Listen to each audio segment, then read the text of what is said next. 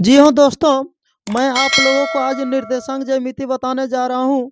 English में बोलेंगे coordinate geometry. चलो हम लोग स्टार्ट करते हैं। निर्देशांक ज्यामिति किसे कहते हैं? इसका उत्तर है गणित की वह शाखा है जिसमें समतल पर दो बिंदुओं के बारे में अध्ययन किए जाते हैं, उसे निर्देशांक ज्यामिति कहते हैं। जहाँ मुख्य रूप से यह तीन भाग में बट गया है। निर्देशांक ज्यामिति तीन भाग में बट गया। ए में क्या लिखे हैं? दूरी सूत्र। बी में क्या लिखे हैं? विभाजन सूत्र। सी में क्या लिखे हैं? त्रिभुज का क्षेत्रफल। चलो हम लोग देखते हैं पहले बेसिक में क्या लिखा गया है। जो खड़ी लाइन है उसको बोलेंगे बाई अक्ष। इसको लिखेंगे बाई, इसको लिखेंगे बाई डैश। बाई होता प्लस में और बाई डैश होता है माइनस में। जो पड़ी लाइन है उसको बोलेंगे एक्स, इसको बोलेंगे एक्स डैश। एक्स क्या होता है? प्लस में, और डैश क्या होता है? माइनस में। तो हम लोग देखेंगे इसमें एक दो तीन चार भाग में बट गया है, तो चार भाग को क्या कहते हैं? चारों मिला करके चतुर्थांश कहते हैं। चलो देखते हैं चतुर्थांश किसे कहते हैं। तो याद रखना, यदि किसी भी चीज़ को अगर चार भाग में बांट देते हैं उसी को कहते हैं चतुर्थांश। जैसे ये बोलेंगे first quadrant, second quadrant, third quadrant, fourth quadrant. यहाँ क्या होगा? जो खड़ी लाइन होता है जो 90 डिग्री का होता है, ये 180 डिग्री का, ये कितना है? 360 डिग्री का। डिग्री और रेडियन हम लोग त्रिकोणमिति में पढ़ा जाता है, इसलिए डिग्री इसमें नहीं देखेंगे। हम लोग सिर्फ इसका क्वाड्रेंट के बारे में जानेंगे कि चतुर्थांश क्या है। तो आपको ये जवाब देना है, चतुर्थांश उसे कहते हैं यदि किसी भी चीज़ को चार भाग में खंडित किया जाए, उसी को क्या कहते हैं? चतुर्थांश कहते हैं। जैसे वृत्त को चार भाग में बांट दिए गए हैं, जैसे 1 2 3 4, इसी को क्या कहते हैं? चतुर्थांश। मतलब चार स्थान वाले को चतुर्थांश कहते हैं। जैसे एक स्थान, दूसरा, तीसरा, चौथा, इसी को क्या कहते हैं? चतुर्थांश। आप दूसरा भी परिभाषा दे सकते हैं। उसी प्रकार इसमें भी दिया गया है फर्स्ट चतुर्थांश, यहाँ लिखा गया है क्वाड्रेंट। इसमें क्या लिखा है? सेकंड क्वाड्रेंट, थर्ड क्वाड्रेंट, ये क्या है? Fourth quadrant. अब ध्यान से देखेंगे इसमें प्लस प्लस लिखे हैं। आखिर प्लस प्लस क्यों लिखे हैं? ध्यान से देखेंगे, जो कॉमा में लिखेंगे, मान लो यहाँ दिए हैं कितना? 6,5, तो पहले वाले को बोलेंगे एक्स अक्ष बोलेंगे और दूसरे वाले को बोलेंगे वाई अक्ष बोलेंगे। इसलिए एक्स अक्ष को कह सकते हैं भुज और वाई अक्ष को क्या कह सकते हैं? कोटि भी कह सकते हैं। तो हम लोग देखेंगे यहाँ प्लस और प्लस, तो पहले प्लस का चिन्ह लिखाएगा, उसके बाद माइनस का चिन्ह लिखाएगा। ये प्लस कॉमा प्लस, तो समझ गए होंगे ये एक्स का है, ये वाई का है, इसलिए पहले प्लस का चिन्ह लिखाया। ये भी क्या है? प्लस का। उसके बाद यहाँ क्या लिखा है सेकंड में? माइनस प्लस, तो पहले एक्स का लिखाएगा, ये हो गया माइनस, ये हो गया फिर प्लस। फिर इसमें क्या लिखा है? थर्ड में क्या लिखा है? Minus comma minus. पहले क्या देखेंगे? पहले एक्स वाला लिखाएगा, उसके बाद वाई वाला लिखाएगा। ये भी माइनस में, ये भी माइनस में, इसलिए माइनस कॉमा माइनस हो गया। फोर्थ क्वाड्रेंट में देखेंगे प्लस कॉमा माइनस, पहले क्या एक्स वाला लिखाएगा, तो क्या प्लस में, और वाई वाला क्या है? माइनस में, इसलिए हो गया प्लस कॉमा कितना है? इसलिए हो गया प्लस कॉमा माइनस। ध्यान से देखेंगे जो बीच में बिंदु बना, जो एक्स एक्सिस और वाई एक्सिस का कटान बिंदु हुआ, उसको बोलेंगे मूल बिंदु। क्या बोलना है? मूल बिंदु। तो को पूछेगा, आपको ऑब्जेक्टिव पूछा जाएगा कि मूल बिंदु का निर्देशांक क्या होता है, आपको जवाब देना है 0,0। एक नंबर में लिखा गया है एक्स अक्ष का दूसरा नाम क्या है? भुज या क्षैतिज रेखा। और वाई अक्ष का दूसरा नाम क्या है? कोटि या ऊर्ध्वाधर रेखा। तो कोटि क्या हो गया? ध्यान से देखेंगे, जो खड़ी लाइन है। अब भुज क्या हो गया? जो पड़ी लाइन है। समझ में आ गया होगा? आप लोग ध्यान से देखते जाइए, कॉपी कलम है तो इसको नोट करते जाइए। आपको एग्जाम में एकदम फुल्ली गारंटी देते हैं, इसी से ऑब्जेक्टिव और सब्जेक्टिव पूछा जाएगा। चलो हम लोग देखते हैं आगे क्या लिखा गया है, किसके बारे में अध्ययन करेंगे। चलो देख लेते हैं। यहाँ लिखा गया है अध्ययन करेंगे क्या क्या? दूरी सूत्र, बिंदु या भुज या कोटि के बारे में, या चतुर्थांश के बारे में, मूल बिंदु या दूरी या विभाजन सूत्र, केंद्रक के बाद क्या है? संरेख के का मान, त्रिभुज का क्षेत्रफल, समदूरस्थ, ये सब के बारे में हम लोग अध्ययन करेंगे इसमें। चलो हम लोग देखते हैं बेसिक, यहाँ से आप ध्यान दीजिएगा। और विशेष करके ये फार्मूला आप सभी याद रखें। कौन सा घर में प्लस प्लस होता है, माइनस प्लस होता है, माइनस माइनस होता है, प्लस माइनस होता है, कैसे होता है आप तो समझ गए होंगे। चलो हम लोग नेक्स्ट देखते हैं एग्जाम्पल में बना करके, नहीं सोचना है। चलो एक नंबर में लिखा गया है, माना कि बिंदु 4,6 जहां रोमन में 1 दिया गया है, एक्स अक्ष की दूरी को क्या कहते हैं? आपको उत्तर देना है। कोटि बाई निर्देशांक कहते हैं। ये दो नाम है, कोटि या बाई निर्देशांक कहते हैं। जैसे दूरी क्या है, एक्स अक्ष की दूरी देखो 4 यहाँ लिए हैं, और इसका दूरी यही हुआ है, तो कितना दूरी हुआ है 6, इसलिए यहाँ लिखा गया है एक्स अक्ष की दूरी को क्या कहते हैं। ध्यान से देखेंगे 6 हो गया, तो इसको क्या, ये नहीं मारना टिक में कि एक्स अक्ष की दूरी बोलेंगे तो ना ये 4, ये गलत हो जाएगा।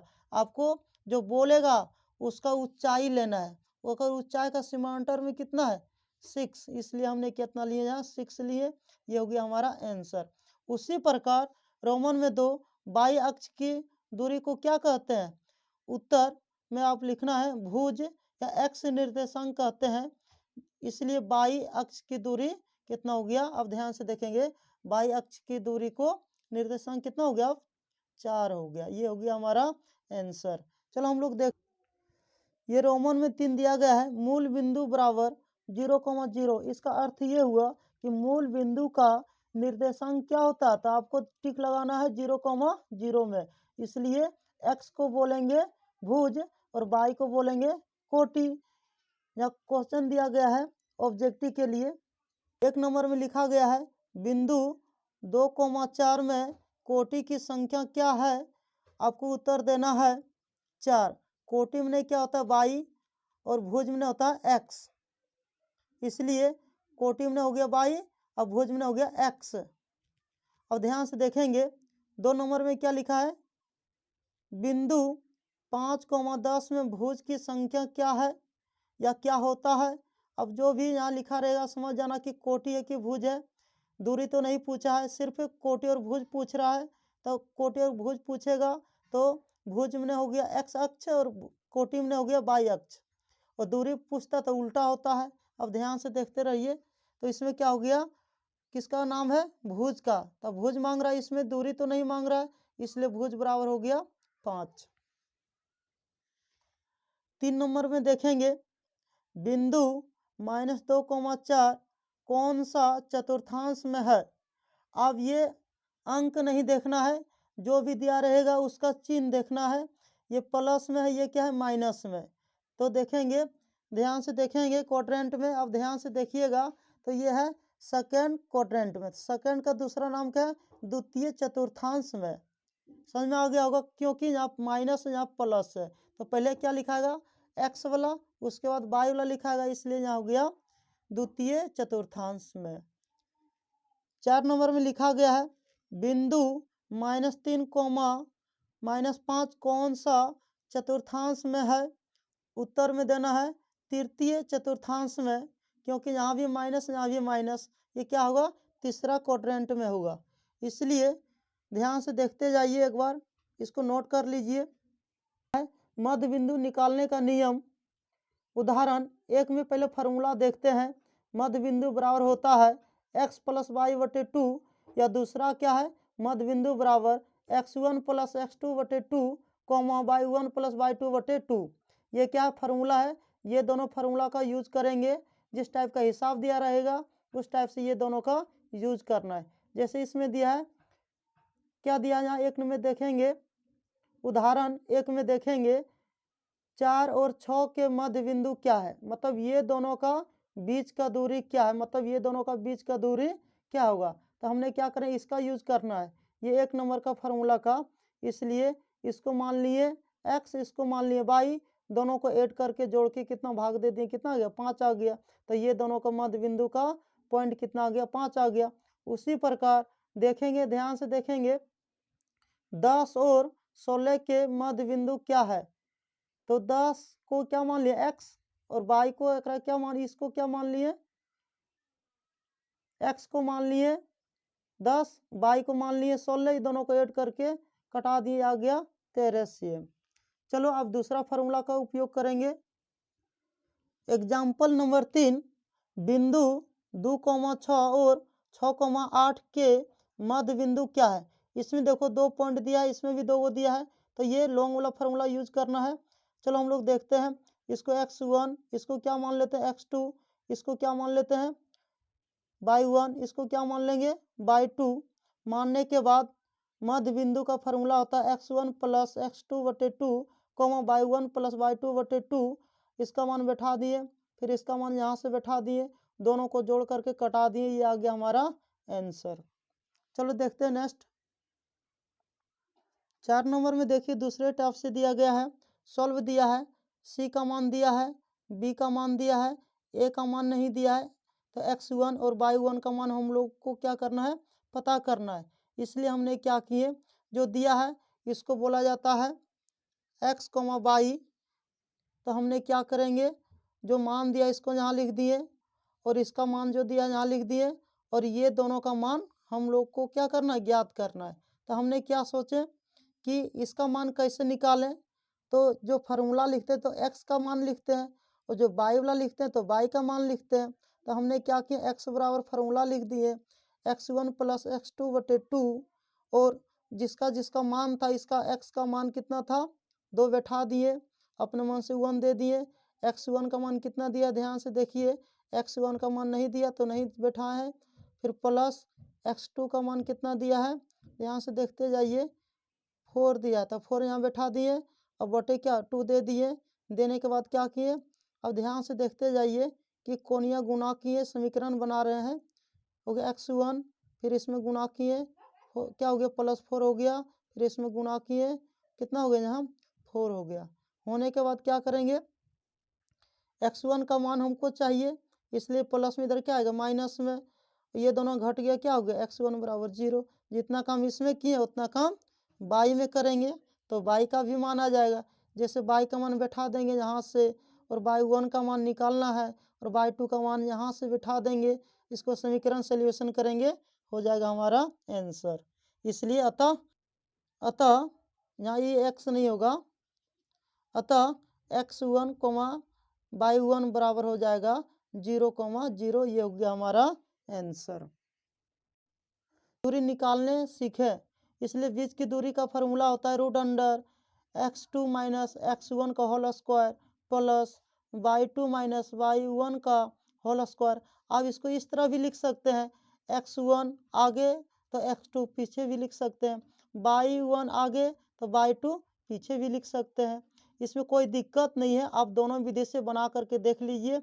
इसमें हम 2 विधि नहीं बता सकते हैं क्योंकि वीडियो लॉन्ग हो जाता है, इसलिए चलो देखते हैं। 1 नंबर में बिंदु 4,8 और 2,4 हो तो बीच की दूरी ज्ञात करें। तो जो बिंदु दिया उसको पहले लिखेंगे पॉइंट में A, और इसको मानेंगे B, और इधर वाले को x1 x2 बोलेंगे, इधर वाले को क्या बोलना है y1 y2। लिखने के बाद बैठा दिए, बीच की दूरी का फार्मूला होता है √x2 माइनस x1 का whole square plus y2 minus y1 का होल स्क्वायर। आप x1 को भी आगे लिख सकते हैं और x2 को पीछे लिख सकते हैं, इसमें भी y1 को आगे लिख सकते हैं और y2 को पीछे भी लिख सकते हैं। सभी का दोनों फार्मूला का वैल्यू सेम आता है, इसलिए चलो देखते हैं। जैसे हम लिखे उसी प्रकार से बैठाना है। x2 का मान कितना 2 दिया है, और y कितना दिया है, यहाँ x1 का मान कितना दिया 4, तो बैठा दिए, का होल स्क्वायर है तो लगा दिए, प्लस y2 कितना, यहाँ y2 का मान कितना दिया है 4, बैठा दिए, माइनस उसके बाद क्या है y1 का मान कितना दिया 8, तो 8 बैठा दिए, और इसमें घटाएंगे तो माइनस में बचेगा क्योंकि माइनस वाला बड़ा है, इसमें भी माइनस में बचेगा। स्क्वायर करने के बाद माइनस खत्म हो जाता है, इसलिए हमने क्या किए, इसका स्क्वायर के 4 हो गए, इसका स्क्वायर करेंगे कितना आएगा 16 आएगा, तो माइनस माइनस प्लस हो जाएगा। फिर इसको ऐड किए तो 20 आ गया, और इसको खंडन कर दिए, तो खंडन करने के बाद कितना है 4 गुना 5, तो 4 का वर्गमूल कितना 2√5 इकाई लिख सकते हैं। ये हो गया हमारा आंसर।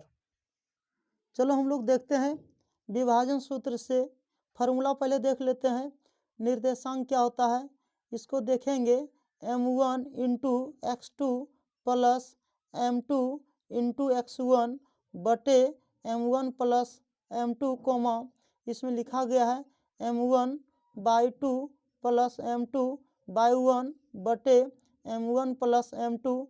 आपको ये फार्मूला याद रखना होगा, जब हम लोग विभाजन सूत्र का प्रयोग करेंगे तब इसका मान बैठाएंगे। चलो देखते हैं। एक से देखेंगे, एक नंबर में क्या है, उस बिंदु के निर्देशांक ज्ञात कीजिए जो बिंदुओं इतना और इतना को मिलाने वाले रेखाखंड को 2:3 के अनुपात करता है। मतलब क्या है, ये डबल क्या दशमलव है, उसको क्या बोलेंगे, अनुपात। इसलिए आपको ज्ञात क्या करना है, निर्देशांक। इसको क्या कह सकते हैं, x, y भी कह सकते हैं। चलो देखते हैं। ये हो गया x का वैल्यू, ये हो गया y का वैल्यू। इसलिए हम लोग देखेंगे जब अनुपात का नाम आ जाए या अनुपात निकालने अगर दिया रहे, यदि इसमें अनुपात दिया रहे और निर्देशांक ज्ञात करने बोल रहा है तो हमको पहले क्या करना है, विभाजन सूत्र का प्रयोग करेंगे। पहला नंबर में क्या करना, पहले सॉल्व लिखना है। जो पॉइंट दिया उसको a मान लिए, दूसरा को b मान लिए। मानने के बाद इसको x1, इसको क्या मान लिए, x2, इसको y1, इसको y2 मान लिए। और जो अनुपात वाले को क्या मानेंगे, m1 और m2। मानने के बाद क्या करेंगे, ए का मान चित्र में बैठा देना, यहाँ ए, यहाँ क्या बैठा देना, बी। और अनुपात बीच में x, y उसको वैल्यू मान सकते हैं, इसलिए 2:3। उसके बाद क्या, ये 3 आगे इधर और ये जाएगा ये साइड। ये चित्र इसका है, किसका, जब हम लोग निर्देशांक ज्यामिति का जब अनुपात सॉल्व करेंगे तो ये चित्र आप लोग ध्यान से देख लीजिए। देखने के बाद P बिंदु का निर्देशांक, तो ये P बिंदु का निकालना है। आखिर यहाँ क्या निकलेगा, x और y का मान वही निकालना है। तो हमने क्या किए, जो फार्मूला लिखे थे विभाजन सूत्र का, क्या लिखे थे, m1 into x2 plus m2 into x1 बटे m1 plus m2 coma m1 into y2 plus m2 y1 बटे m1 प्लस m2। ये फार्मूला लिखने के बाद ध्यान से देखते जाइए। m1 का मान 2 बैठा दिए, इंटू दे दिए, x2 का मान कितना दिया है, ध्यान से देखेंगे, 4 दिया तो 4 यहाँ बैठा दिए, प्लस दे दिए, m2 का मान 3 दिया, 3 बैठा दिए, और x1 का मान माइनस में दिया 1 तो 1 बैठा दिए, कोमा जितना काम इसमें किया उतना काम इसमें भी किए। अब ये सब सोल्यूशन करेंगे, 4 दूनी 8 हो गया, प्लस माइनस माइनस हो गया 3। अब ये दोनों को ऐड कर दिए, 5 हो गया। इधर भी सोल्यूशन किए तो इतना आ गया। आने के बाद क्या किए, दोनों को कटा दिए। कटाने के बाद क्या आया, इसको बोलेंगे x, इसको बोलेंगे y।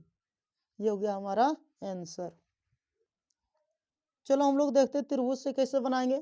त्रिभुज के सूत्र से फार्मूला, त्रिभुज ABC का क्षेत्रफल, यहाँ क्षेत्रफल भी जोड़ सकते हैं, 1/2 into x1 into y2 minus y3 plus x2 into y3 minus y1 plus x3 y1 minus y2।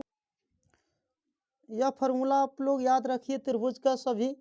उसके बाद बिंदु 2,3 और -1,0 और कितना दिया है, 2,-4 है। तो त्रिभुज ABC का क्षेत्रफल ज्ञात करें। तो सॉल्व लिखना, इसको A मानेंगे, दूसरा वाले को B, तीसरा को क्या मानेंगे, C। मानने के बाद अब यहाँ त्रिभुज भी बना सकते हैं और तीनों का भी मान बैठा सकते हैं, A, B, C। तो हमने क्या किए, x1 x2 x3 ये शुरू वाला सभी लिख दिए, y1 y2 y3 ये लास्ट वाला सभी लिख दिए।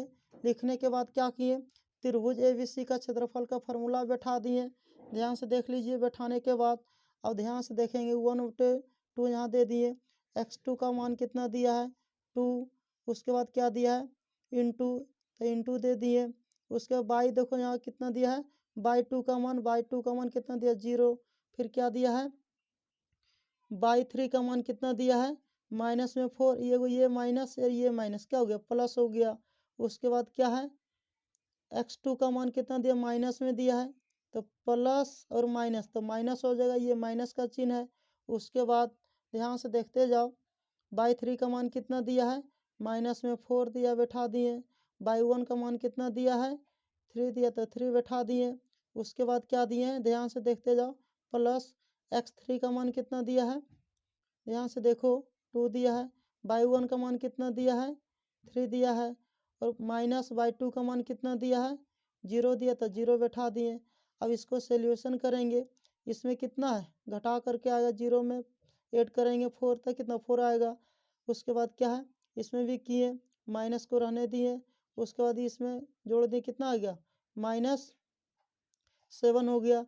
इसमें भी किए तो कितना होगा, इसको घटाएंगे तो 3 बच गया, ये यहाँ लिखा गया। उसके बाद क्या किया, इसमें गुना के ये आ गया, माइनस माइनस प्लस हो गया। उसके बाद इसमें भी गुना के ये हो गया, और इसमें 1 गुना 7 करेंगे तो 7 ही आएगा, इसमें गुना के ये हो गया।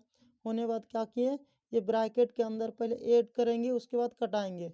उसके बाद क्या किए, 1 2 3, ये तीनों को जोड़ें, 8 7 6 को तो आया 21, और बटे 2 दे दिए, ये हो गया वर्ग इकाई आंसर। ये क्षेत्रफल है, इसलिए वर्ग इकाई आंसर कहा जाता है। चलो हम लोग देखते हैं, त्रिभुज के बारे में तो सीख गए, अब हम लोग बनाने जा रहे हैं चतुर्भुज के बारे में। चलो स्टार्ट करते हैं, सीखें। और चतुर्भुज निकालने में आपको फार्मूला याद नहीं रखना है, त्रिभुज का ही फार्मूला से ही चतुर्भुज का फार्मूला का क्षेत्रफल निकल जाएगा। जैसे ये चतुर्भुज का क्षेत्रफल निकालना है तो 2 त्रिभुज को जोड़ देना, एक त्रिभुज 2 त्रिभुज, तो दोनों को जोड़ने के बाद क्या हो जाएगा, ये समचतुर्भुज का क्षेत्रफल भी निकल जाएगा। उसी प्रकार यहाँ लिखा गया, उस चतुर्भुज का क्षेत्रफल ज्ञात कीजिए जिसके शीर्ष इसी क्रम में, इसको ए मानेंगे, इसको बी, इसको सी, इसको डी मानने के बाद क्या, इसको यहाँ लिख दिए। मानने के बाद तो यहाँ लिखेंगे समचतुर्भुज का क्षेत्रफल बराबर त्रिभुज ए बी सी का क्षेत्रफल प्लस त्रिभुज सी डी का क्षेत्रफल। तो हमने क्या किए, पहले ए बी सी का क्षेत्रफल निकाल लिए, त्रिभुज का क्षेत्रफल बैठा दिए। बैठाने के बाद क्या किए, x1, तो x1 का मान कहाँ से बैठाएंगे, तो x1 ये समझेंगे, इसको यहाँ बैठा दिए। उसके बाद बाई 2 क्या समझेंगे, बाई 2 दूसरा समझेंगे, तो बाई 2 का मान कितना हो गया, ध्यान से देखेंगे 5 हो गया। फिर माइनस माइनस, और यहाँ प्लस कैसे लिखें, ध्यान से देखेंगे, तो बाई 3 क्या हो जाएगा, ये हो जाएगा। तो माइनस और माइनस क्या हो जाएगा, प्लस हो गया 2, प्लस प्लस दे दिए। देने के बाद क्या करेंगे, x2, तो x2 क्या समझेंगे, ये समझेंगे। तो ध्यान से देखेंगे, ये प्लस फार्मूला वाला, ये माइनस ये वाला है। देने के बाद आप प्लस माइनस डायरेक्ट भी कर सकते हैं, इसलिए ध्यान से देखते जाइए। बाई 3 का मान कितना है, तो बाई 3 देखेंगे क्या होगा, तो बाई 3 ये हो जाएगा, -2 हो जाएगा, प्लस, अब ध्यान से देखेंगे बाई 1, तो बाई 1 का मान क्या होगा, तो बाई 1 का मान ये हो जाएगा, तो माइनस माइनस क्या हो जाएगा, प्लस हो जाएगा। उसके बाद x3 का मान, तो x3 का मान देखेंगे क्या है, x3 का मान देखो यहाँ 3 है, 1 2 3, तो यही होगा 3, तो 3 हो गया। उसके बाद क्या किए, बाई 1, तो बाई 1 क्या हो जाएगा, ये हो जाएगा, तो -2 बैठा दिए। फिर उसके बाद क्या है, बाई 2, तो बाई 2 क्या हो जाएगा, ये हो जाएगा, तो माइनस माइनस क्या हो जाएगा, प्लस हो जाएगा। तो बैठाने के बाद क्या किए, छोटी ब्रैकेट में पहले जो 2 गो था उसको बना दिए। बनाने के बाद क्या किए, इसमें घटा दिए, आ गया, इसमें घटा दिए। और ये क्या है, प्लस माइनस, ध्यान से देखेंगे, तो इसमें घटा दिए, क्या होगा, 0, और इसमें गुणा कर दिए, क्या हो गया, 0, ये डायरेक्ट कर दिए हैं। उसके बाद इसको क्या घटा दिए, तो क्या बच गया, प्लस में, इसमें गुणा के माइनस माइनस प्लस हो गया, 3 3 9 हो गया, 0 को छोड़ दें, 0 का वैल्यू नहीं होता, इसलिए अब जोड़ भी देंगे 0, तो मान लीजिए अगर 12 में 0 जोड़ेंगे तो ये 12 ही होगा, इसलिए 0 हटा दिए। अब ये दोनों को जोड़ने के बाद कितना है, 21, इसलिए 1/2 देने के बाद क्या किए, इसमें गुना कर दिए, हो गया 21/2। फिर ध्यान से देखेंगे, हम लोग अभी देखें ए बी सी, अब हम लोग देखेंगे ए सी डी। अब ये कोना नहीं लेना है, अब इसको माने x1, अब इसको मानेंगे x2, इसको मानेंगे x3, क्योंकि आप त्रिभुज निकालना इधर वाला, और ये दोनों को जोड़ेंगे तो हो जाएगा क्या, समचतुर्भुज का क्षेत्रफल भी निकल जाएगा। इसलिए चलो हम लोग देखते हैं, फिर इसमें लिखा गया है, फिर त्रिभुज भाई जो फार्मूला लिखे, त्रिभुज का क्षेत्रफल भाई बैठा देना। बैठाने के बाद क्या करना है, वहाँ से चित्र के अनुसार इसका मान बैठा देना। बैठाने के बाद सोल्यूशन करेंगे, आएगा 35/2, जिस तरह उसमें बैठाएं फर्स्ट में, उसी प्रकार इसमें भी बैठा देना। बैठाने के बाद मेन बात आपको ये समझना है, अकॉर्डिंग टू क्वेश्चन समचतुर्भुज का क्षेत्रफल बराबर क्या होता है। जैसे समचतुर्भुज ABC डी भी दे सकते हैं, डी यहाँ छूट गया है, डी का क्षेत्रफल क्या होगा, त्रिभुज ABC का क्षेत्रफल प्लस त्रिभुज ACD का क्षेत्रफल। इसका मान यहाँ लिख दिए, फिर प्लस दे दिए, इसका मान जो निकालें यहाँ लिख दिए, दोनों को एलसीएम लिए 2 आ गया, दोनों को ऐड किया 56 2 आ गया, कटा दिए हो गया 28 वर्ग इकाई, हो गया हमारा आंसर। इसी प्रकार आप दूसरा भी बना सकते हैं। यह फार्मूला आप एग्जाम तक याद रखिए। चलो हम लोग देखते हैं पूरे फार्मूला क्या है, एक बार पूरा देख लीजिए शुरू से अंत।